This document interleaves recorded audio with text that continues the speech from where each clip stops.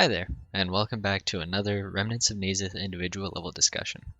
Today we're going to be taking a look at Lush, one of the longer levels in Jade, and one of the more interesting and, in my opinion, more difficult levels. This level consists of 3 narrow straightaway passages. The top one has a bunch of blocks blocking you, as blocks do. After a small drop, the second one is just a completely flat straightaway with spikes at the bottom. And this final one features spiked blocks, a nice long narrow straightaway with water on the bottom and the remnant at the end. The level's layout is very simple, but there are a ton of really challenging mechanical things that you can do to speed up your time here, especially towards the middle. For this video, we're going to be taking a look at each of the sections of the level individually, instead of breaking this down into different runs, just because the level is so long and there's so much to do with it. With all that said, let's jump right in. Before we actually get into the level, there's one thing that I want to talk about that hasn't really popped up yet, and that is dash routing. Because this level is so long, our dash is actually going to recharge multiple times, so knowing when and where to use dash to make use of our dash meter recharge is very important for this level. We are always going to want to use dash right at the start of this level. If you don't use dash here, you're wasting time that you could otherwise have your dash meter charging. So regardless of what start you choose, you will always want to be holding dash at the start of this level.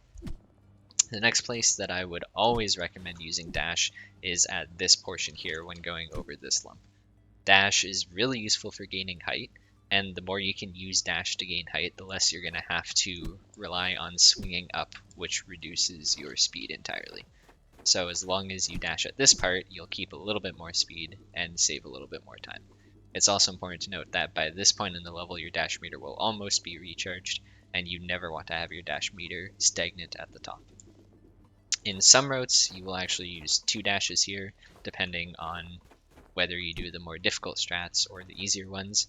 If you do use 2 dashes here, then you'll not want to use a dash here. But if you haven't used 2 dashes, then this is another good spot to use a dash.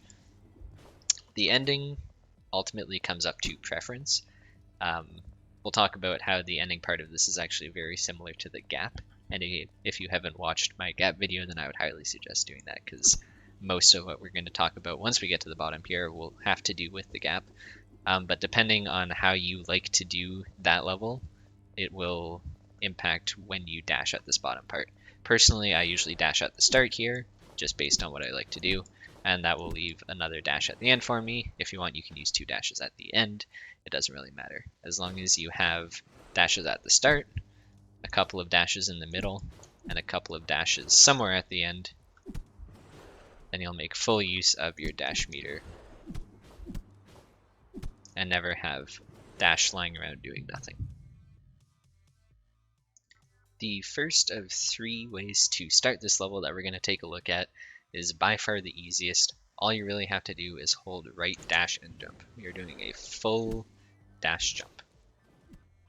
By doing a full dash jump, we accomplish 2 things. First, we make sure that our dash goes on cooldown. Make sure that our dash bar is refilling and we're not wasting any precious dash time. And 2, we're gaining enough height so that this grapple here will give us a little bit of speed. The more speed that we have, the better, as always. Now, this grapple, what we're going to use it for is to set us up to go flying up and over top of this middle column, preferably as close to the middle column as possible. The higher up we are, the later we've released our swing and the more horizontal speed we've lost to our grapple. So the closer we are to these spikes, the lower down we are. That means we've kept as much horizontal speed as possible. After we make it over these spikes, that will set us up for a nice grapple right here. And from there, we're getting into the middle of the level, which we'll talk about in a little bit. The second start that we're going to do to this level actually consists of a neutral jump, so just jump on its own along with dash, a neutral dash jump, into a pull. So we're going to do a neutral jump and then grapple and jump. And after we start pulling, we can hold right. So something like this into a pull to get us going over the top. What this does for us as a start is, 1, it reduces how much horizontal distance we gain right at the start so that we don't have to get a tiny grapple here and bonk our heads on this pillar. And two, it gives us a little bit of extra height by going all the way to the ceiling, and we're going to use that height to get a little bit more speed as we continue on. By neutral jumping, we can do a pull at this section and then get a nice long grapple, which will once again take us over the top of this. As we said before, the closer to the spikes the better, because it will mean that we've saved as much speed as we can, horizontal speed, and then of course it sets us up for this grapple once again.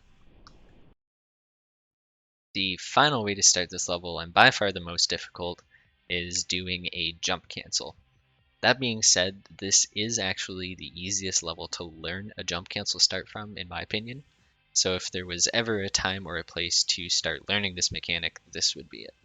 The way we're going to do this is by holding down dash, jump, and grapple, so no directional inputs, just the other three. And as soon as our grapple touches the ceiling, we're going to release and then lightly tap jump once again. Following that, we can just swing like normal and continue on. What this does for us as a start is it immediately gives us a bunch of speed upwards because we are pulling to the ceiling sooner. The sooner we can get our grapple out, the better. It also means that we can instantly cancel our vertical speed, so we don't have to waste extra time bonking the ceiling when we don't necessarily need that speed, and instead we can simply jump cancel out of that to start falling sooner and get our grapple off sooner. Slow motion, it looks like this. You can see that we jump to cancel our speed, and then we can get a grapple off a little bit sooner. It is important to note that you can get extra grapples off in between our jump cancel and that longer grapple we just finished, but that will come with time and practice. Once again, we jump close to the spikes and set ourselves up for a nice grapple here. That will lead us into the middle. So for our middle section for this, there are going to be three separate ways to go about doing this. The first one is rather easy, the second one is a little bit more tricky but also slightly faster, and the third one is very difficult but considerably faster. So for this first one, the approach that we're going to want to take here is our first grapple, we're going to make sure that we stay nice and low so that our second grapple is really long, and then we're going to use our dash to propel ourselves directly upwards.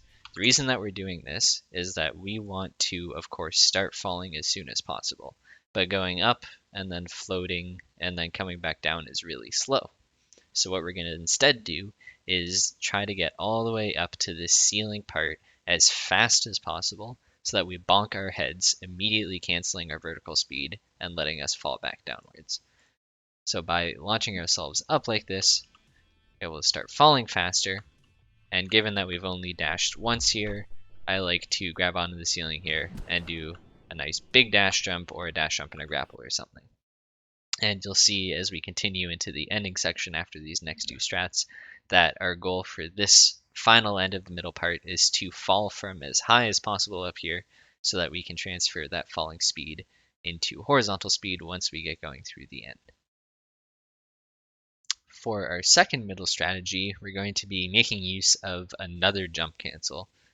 In general, it's a lot faster to go through a section with very little height and then dash and jump cancel your way out of it than it is to try and bonk or just float through the air. So for this one, we're going to be switching things up a little bit. Different from my other approach, we actually want this second grapple to be as short as possible. So you're going to see that I jump here to adjust my height so that this grapple comes out nice and short, and I'm going to swing by here just as close as I can. The reason for this is that we want as little upwards vertical speed for this next section as possible, which means that we want to be using a smaller grapple to get less speed.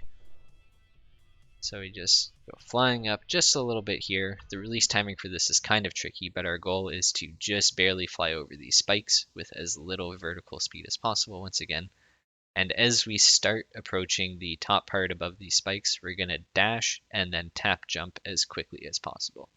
The reason that we dash is that jump cancels cap your vertical speed at a much higher speed when you dash. So instead of having to wait for us to slow down before regular jump canceling, we can simply use a dash and jump cancel a little bit sooner. So So I go flying up here, I start dashing, and then I do a tiny, tiny jump to cancel my vertical speed and start falling down.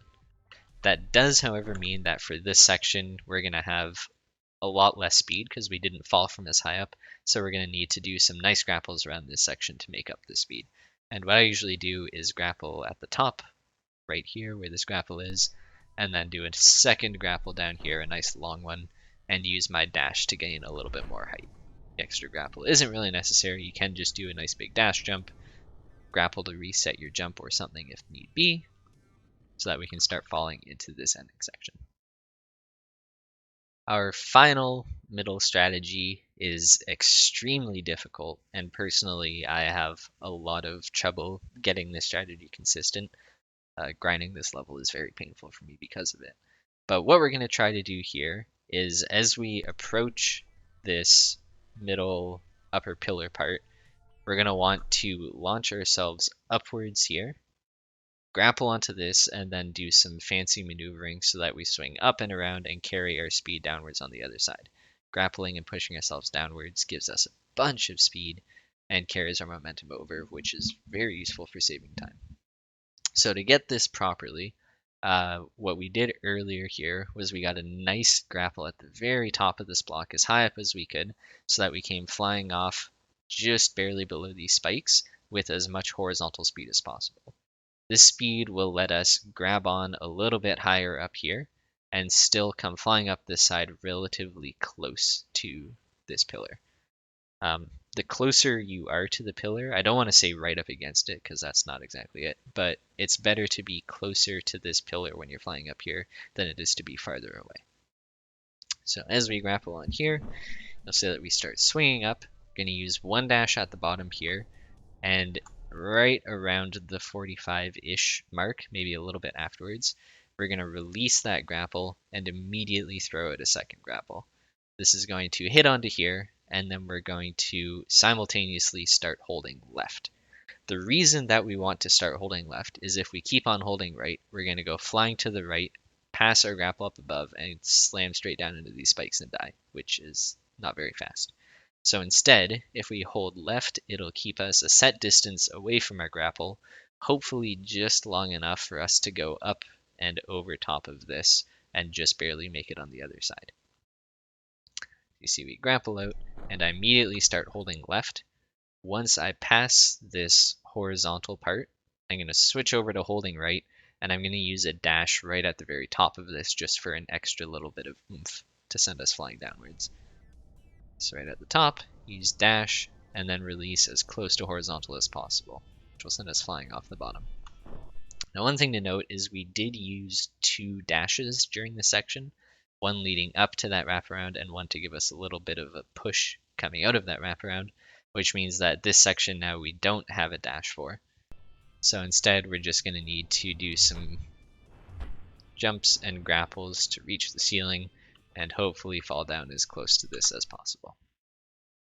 With all that said, we can now move into the ending.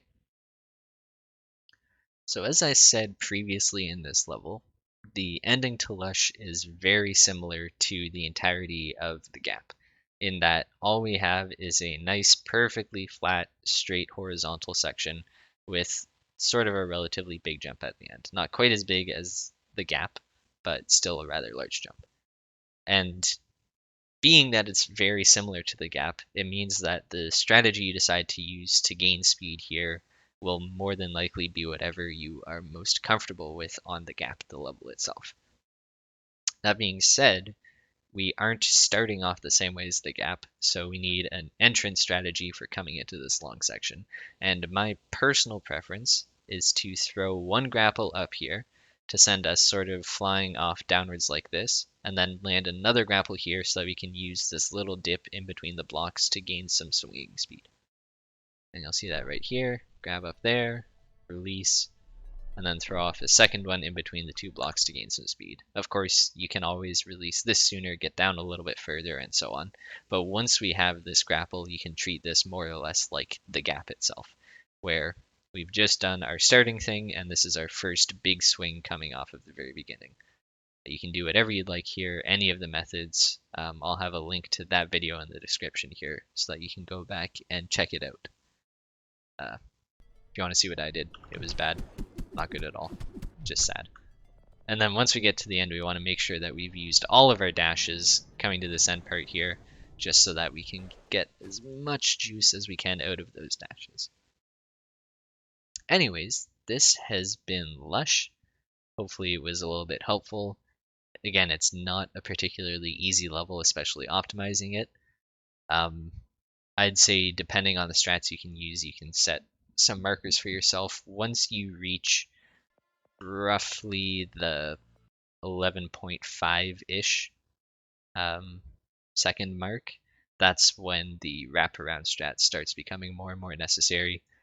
I think the fastest I've ever done without the wraparound is probably close to 11.2-ish.